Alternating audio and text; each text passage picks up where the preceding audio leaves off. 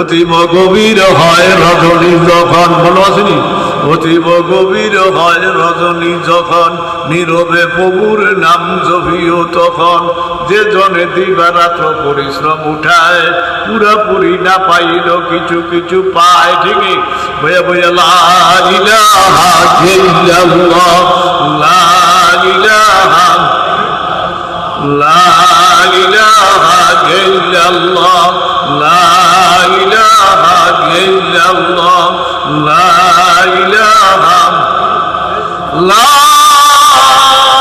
ইলাহা ইল্লাল্লাহ মুহাম্মাদুর রাসূলুল্লাহ সাল্লাল্লাহু আলাইহি ওয়াসাল্লাম।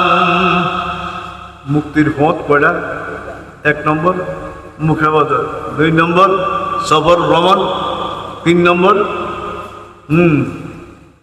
চোখের পানি ফালাও, নিজের গুণের দিকে তাকে কিসের পানি ফালাও। এই 3 কাজ করো। আমি রসুল বললাম দুনিয়াতেও মুক্তি, কবরও মুক্তি, হাসর ময়দান মুক্তি। আল্লাহ করে এই হাদিসের আমল করার তৌফিক দান করুন।